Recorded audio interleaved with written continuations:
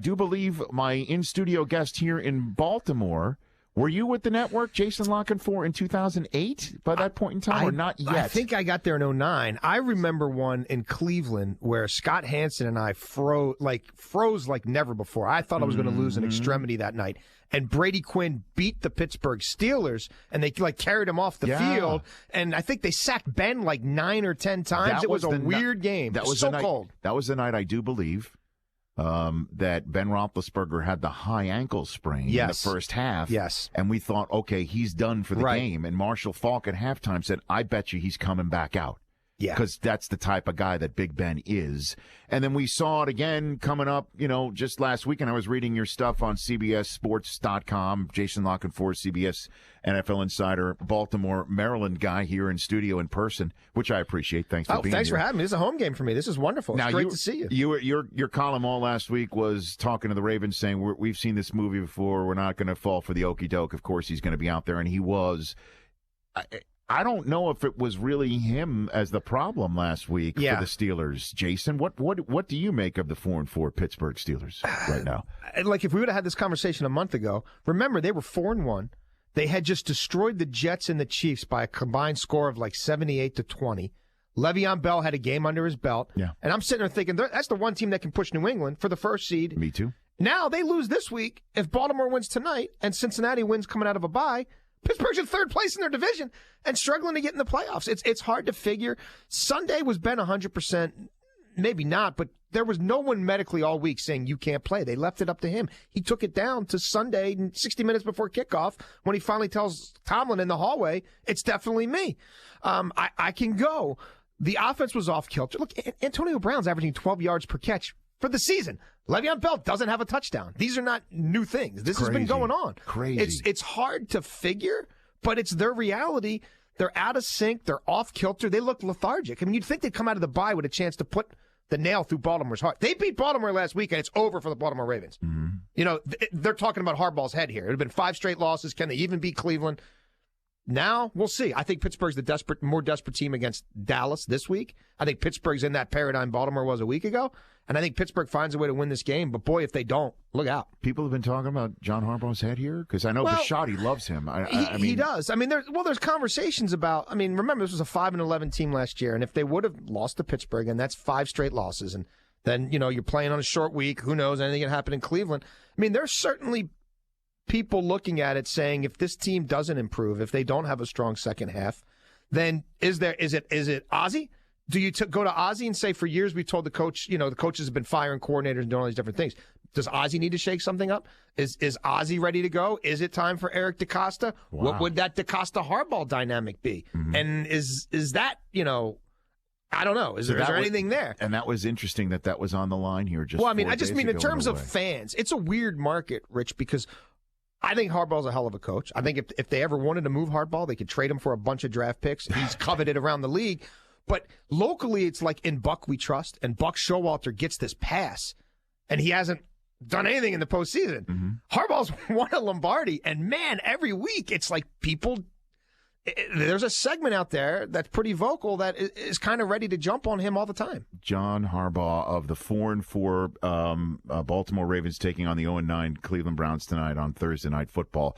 And then you mentioned how Big Ben, it was left up to him as to whether he could play and his readiness and his health, and he told the coach. Same thing with Romo in Dallas, right? This week in Pittsburgh. Same exact scenario. Oh, no, hold on a minute. The exact opposite. Yeah. What is happening in Dallas right now, best you can tell? Dr. Jones has cleared him, and General Manager Jones feels like he could be an option, and owner Jones, who, is the same person but wears many hats, has never closed the door to the GM Jones of saying, this is Prescott's team and it's over. I mean, until or unless there's a declaration by Jones himself that, you know what, I've seen enough. He's our guy. He's our guy in the regular season. He's our guy in the playoffs. Tony's a class individual. Tony will support him mentally, physically, emotionally, but Tony's going to be on the sidelines, and we're rolling with this kid. Until or unless that happens, then Tony Romo has a very strong chance to play unless these guys run the table. Well, I don't think they're going to run the table. We had Eric Davis on the show yesterday, and he said there does not need to be a proclamation by Jerry Jones. And I told him that I thought there needed to be, and then I kind of sounded like, not to get into the political arena, but a lot of the media of saying, hey, you need to proclaim this because it feeds into our narrative that we're talking about it, and thus it needs to be attended to, right? So Eric thinks that Dak's the starter, and there doesn't need to be a proclamation that Dak's the starter, and that even if Dak does have a game in Pittsburgh for all 4 quarters like he had in 2.5 quarters against the Eagles, right, it's going to be Dak Prescott again, and that Romo's doesn't need the proclamation publicly to be made the backup, is what he said. Well, I wonder what you think. I think what he's doing has brought the best out in Dak. So I think he has no problem continuing to go with this sort of door ajar policy because the kid's playing well. And I don't think Tony needs to hear anything because Tony knows that Jerry thinks the world of him. There's people in that building who feel like as good as we've been offensively, we could be more multidimensional, more downfield, using all quadrants of the field, not as based in the middle between the seams with Beasley and Witten, that they could be even more functional with Tony. Is that person Des Bryant? I think Des would be of that mind, I mean, you see Des here and there, but you don't see that connection, that willingness to chuck it up there for Des in different situations. Not that Des is a malcontent. Look, there's more goodwill there than there's been in a long time. Mm-hmm. But things can change quickly in this league, and all I'm saying that it's going to be Jerry's call. And until Jerry hears himself say, this is no longer Tony Romo's team, there is a part of Jerry who thinks this still could be Tony Romo's team. If it's about managing the division and winning the division and getting to the playoffs, I get it. If it's about playing 3 potentially quality defenses in January and winning those games when they're going to take some more things away, then what is the calculus then? I don't know. 7-1 Dallas Cowboys at the Steelers at 4-4. That's a marquee game this week if there ever has been one. I'm assuming Buck and Aikman will be in Heinz Field. You would suspect. Coming up this week. Jason La Confora of CBS joining me here on the Rich Eisen Show. What is the Arizona Cardinals up to? Because they're coming off their bye, right? Tyrann Mathieu banged up. Mm-hmm. They're taking on the 49ers, which means that Larry Fitzgerald has been inserted into my fantasy lineup this week. Yeah. Are they the 3 or 4 win team in the NFC that we're not paying attention to? Could Washington be that? Philadelphia, the Saints? Let's suss out the back end of this. I guess the caboose of the playoff picture right now. I mean, I think injuries will probably tell a lot of this tale.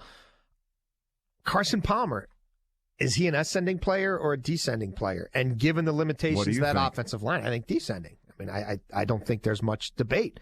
And the right tackle's been getting completely overwhelmed at times, and then the left tackle got hurt. Mm-hmm. I mean, is that a brewing Minnesota situation? And can that defense swing the equilibrium and the pendulum far enough the other way to offset some of the limitations in the offense? You're right. This week it shouldn't show up. I mean, you get off the team bus, you're good for 500 yards against the 49ers. They should run it down their throat. This would be the turning point, I think, for thinking that the Cardinals are just – I'm still waiting for them to push the pedal to the metal and be a major NFC contender. Still waiting for that. I haven't seen that yet, and we're waiting to see if Green Bay is going to be doing that too. Is Mike McCarthy in trouble in Green Bay? That's another one where I think where I was talking about Baltimore. If this is who they are and they stumble along and they're 8-8 and it's in a year where Minnesota, let's say, collapses and Green Bay wins the division at 9-7, or Detroit wins the division. I'm sorry, I meant to say Detroit at 9-7, right? And they're 8-8 and they miss by a game. I don't know that everything's as it is currently. Does that mean Ted Thompson? Does that mean Mike McCarthy? Does that mean Elliott Wolf, who is going to get a GM job somewhere and didn't really think it was going to be there, but. And they never would DaCosta him. They would never put it in writing and come out and say, you're the heir apparent. So most people I talk to figure he's going elsewhere. But do they sit there and say, well, wait a minute. You know what I mean? We have gotten a little stale. We don't have the depth we used to. We don't have the quality of player we used to. The quarterback has to be transcendent for us to win now versus just good. Do they say it's personnel? You know, that's a different situation. Obviously, you got Mark Murphy and a board of directors. That's what I'm saying. Who makes that call? My understanding is, and that board has changed a lot from 6-7 years ago. It's not a lot of the same guys. So I think status quo won't resonate there the way it may have even 5 or 6 years ago. I mean, Mark Murphy goes to the board and says, here's I've taken everybody's temperature. I've done exit interviews. Here's the direction I think we should go in, and then they vote. So are you saying that Mike Del Tufo, and who has how many shares do you have, Mike, of the Green Bay Packers organization? I actually I have 2. I bought 2. So I don't believe that gets you a voting interest. That's not a voting stake. I don't get to vote? I get the packet all the time. You've got social media. I'm sure they all follow your Twitter. Just tell them what they think. I can totally do that. Brockman and Law have zero shares. So they have as much. They have as many as Del Tufo. As Del Tufo. Yes, that is even math. My abacus says that all is equal. So the 2 votes doesn't equal like 1 electoral vote? How much does 2 votes cost you? That, I mean, what you want to talk about scams? Each. They were $2.50 each. Dollars. You say a scam, but it's way better. It's way better, Jason, than PSLs. You know? Oh, dude, yeah. PSLs no argument is there. The biggest scam going. It's in the sports. thousands. Oh yeah. For the new stadium out here, it's going to be unbelievable. Oof, I don't even want to think about that. Unpack the poll question one more time here, Brockman, before we take our break, and we'll come back and talk some more NFL as well as the Orioles. With our man. Head over to the app. Do we have to? Jason Lockenfora. Hit RichEisenshow.com. We're talking college football, Jason. Which team currently in the top 4 most likely to be left out? Alabama, Clemson, Michigan, Washington, or we added none of the above? Like, do you think this is the 4 that plays for the national championship? Think about that, Jason Lockenfora. When we come back, we'll update that poll question. Call us at 844-204-RICH. We will take your phone calls here on the Rich Eisen Show. Brady Quinn will be joining us later. I will be telling you, Law, how you need to root for your Big Ten football play from here on out as we discuss not only the teams that may not be in it in the quartet, but which teams below the quartet have the best chance to come up and join them by the end of the college football season. All that's still to come here on the Rich Eisen Show. The 2017 Honda Ridgeline, let me tell you, are you a truck driver at all, Lockenfora? Are you not?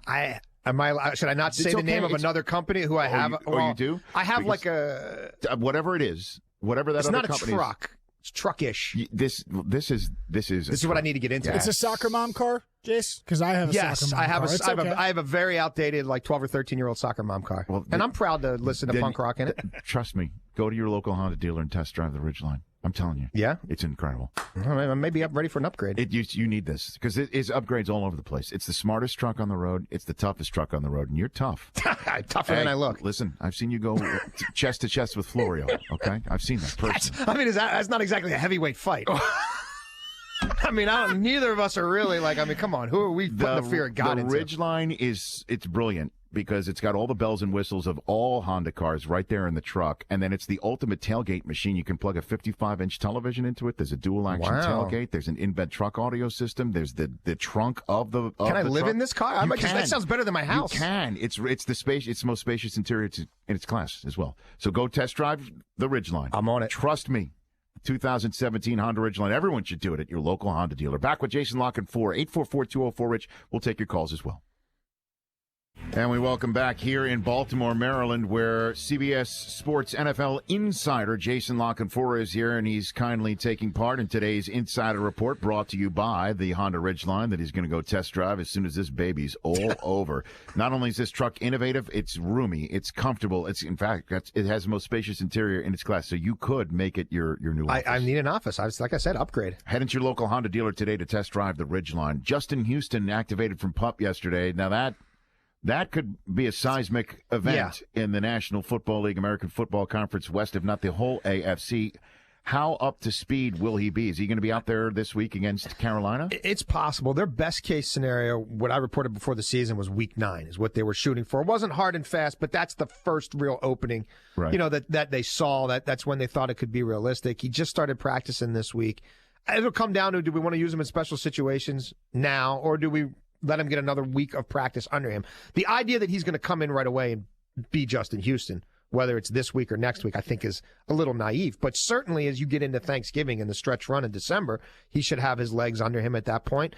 And D Ford's come along and Hali's hung in there. And that defense, Marcus Peters is they lead the league in takeaway. But see, you talk to scouts now, no one's throwing, he's not showing up on film anymore because they're just not going his way. They're just going after the gains or whatever, the slot guy. But again, no one talks about Kansas City because I don't think anybody believes they're not sexy. Well, it's also they can't go point for point in this quarterback-driven era. It doesn't seem like it. And if they have to, I think they're still huddled up in the AFC divisional playoff right now in New England, needing to get in the end zone and another possession under their belt. I mean, it just does not seem like that they could, if they go into, and again, they've already gone into Oakland and won. Yeah. And I do believe it's held on to beat San Diego early. Let me just do that in my head. head. It's 4 Thursdays from now. Next week we're in Carolina for Saints in Carolina. Then it's Thanksgiving night. Then we're in Minnesota for Dallas, Minnesota. Then it's Raiders at Chiefs. Okay. December the 8th. So, but you have to figure, will they be able to go against Derek Carr and Amari Cooper and those guys, or if they have to go in New England?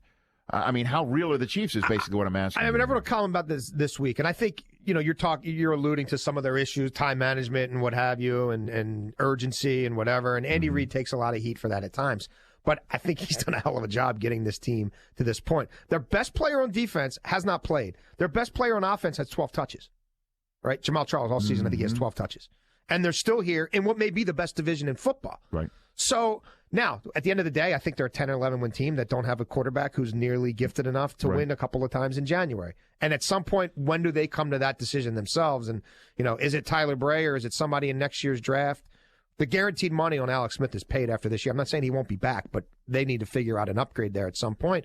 They're like, look, they could beat anybody on their day. They could probably lose to. I mean, look, Jacksonville could have really beat them last week. Very close. But they were also on quarterback number 2, running back number 3. And to your point as to how good they are at 6-2, Jason La Confora on the Honda Insider segment. Halfway through the season, who are the hot coaching candidates you're hearing about? Either in college or pros. I don't hear a lot in college. I mean, everybody would want the guy in Stanford. Nobody thinks he's leaving Shaw. Nobody As you know, thinks he's I've leaving. said it before. If I'm owning a team in the NFL, if suddenly I get to own a team, if suddenly a gajillion dollars dropped in my lap. It could happen. I don't think so. But a gajillion dollars drop in my lap, I would tell David Shaw, whatever you want, name your price. I want you as my coach. So you don't think there's an opportunity? No, I mean, that's been floated to some degree in the past. What if the Rams knocked on his door? I don't see it. You don't I see don't it. Okay. see it yet. I don't think he's remotely there yet. So who are the hot coaching candidates that you're hearing about? Josh McDaniels is going to have his pick of a job. I mean, the fight for Josh McDaniels will be who gets the first interview because he's not going to do 6 or 7 of these things, and it's going to be the bye week, and it's going to be a Dan Quinn situation. You're going to have to get him first. You're going to have to sell him that you're the team for him, and then you're going to have to tell him we'll wait till the Super Bowl because it's probably going to take that long. And I think there'll be an owner or two who's ready to do that. I think Kyle Shanahan is someone else who obviously he has the pedigree from his dad. He's been humbled. He's gone through some issues. He's broken off and become his own man. Even last year, the way it fell apart, if he keeps that thing together, if Matt Ryan has the season he's having, that's someone you have to keep a lookout for. I think Jim Schwartz, in terms of the guys who've done it before, well, and Josh has done it before too, but it's been a long time. So where are the jobs going to be open? Could LA be one of them? Because you keep hearing that there's an extension for Jeff Fisher that's sitting in the drawer, and that you can't bust it out in the middle of a 4-game losing streak. Well, and if it's in the drawer, at some point, why is it not out of the drawer? Because the team should know if he has a mandate. He should know if he has a mandate. The fans should know if he has a mandate. Like, I have a hard each week that goes on, and he continues to play. Case Keenum tells me there is. There might be some hand lotion in that drawer next to Stan Kroenke's bed. There might be a Bible. There might be whatever. You know what I mean? It might be reading material. I don't know. Like, he might keep his laptop there. But I don't think there's a contract there. I'm not. I mean, if it is, somebody needs to bring it out and wave it. Is it stashed in the glove compartment of his Lamborghini and he forgot it's there? Maybe it is. So where are the job openings going to be?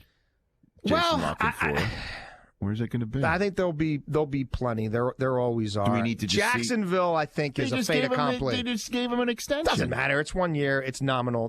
Jacksonville is that. It's just a matter of is it the coach and the GM.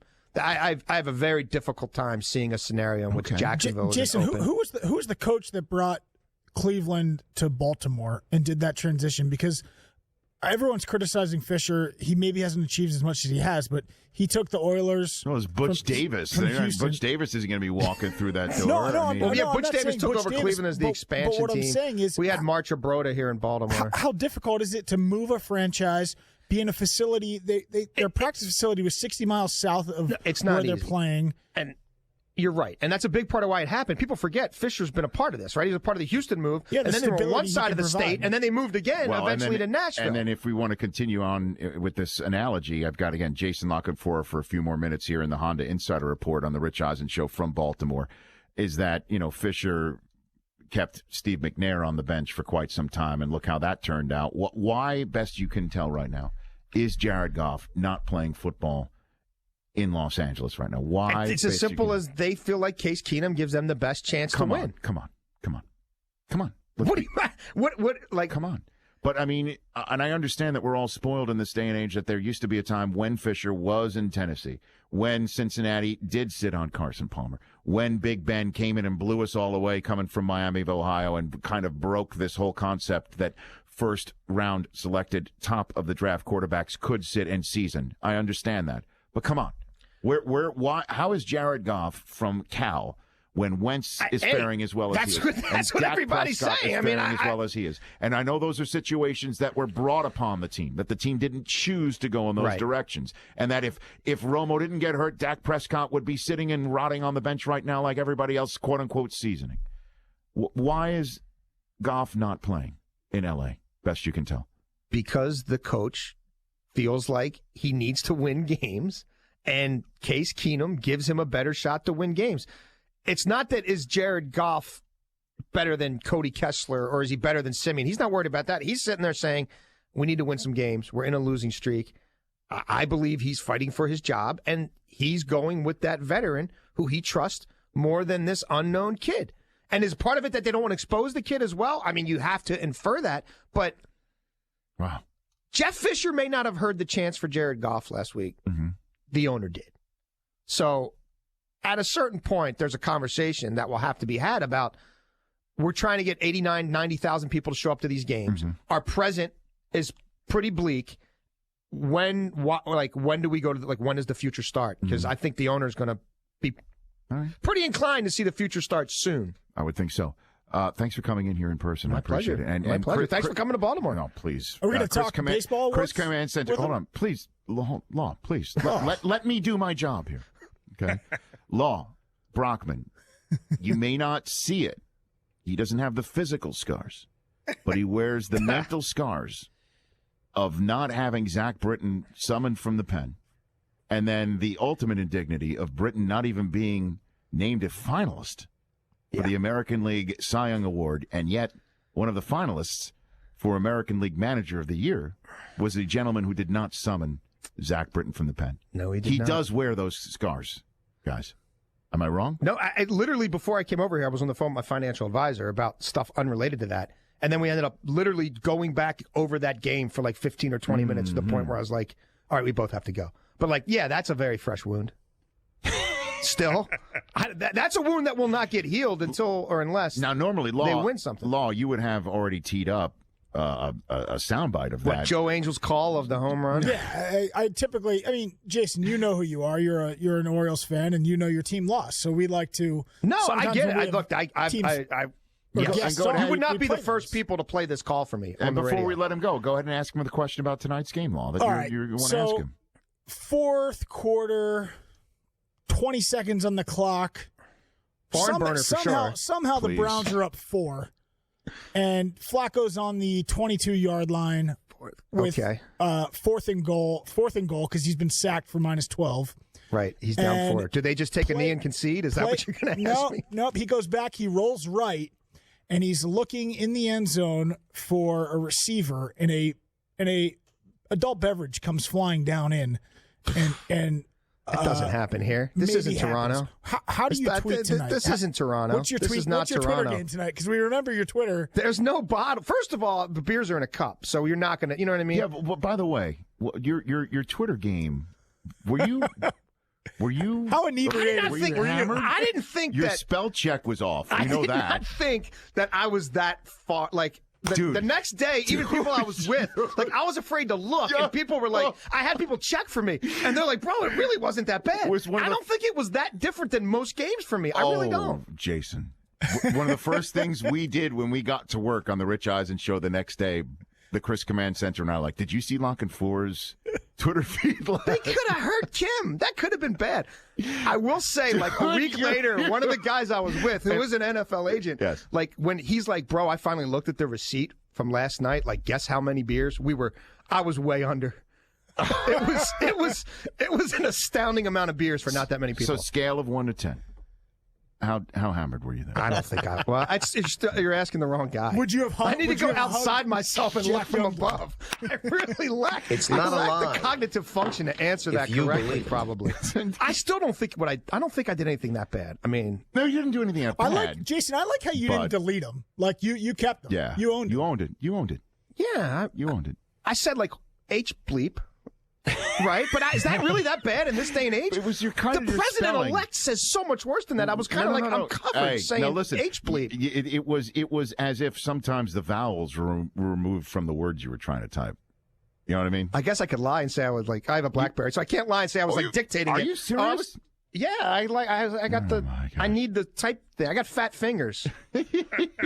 Great to see you. Hey, my pleasure. So Thanks for having me. pop your pod before we go. Oh, awesome. Yeah, thanks. If you're Go for it. This week we had Ernest Biner on to preview this game. Hey. Yeah, EB, former Raven, former Brown. Sure. So yeah, the Be More Opinionated podcast, www.bmoshow.com. I almost forgot my own. There you go. No, it's okay. And I'm totally sober right now.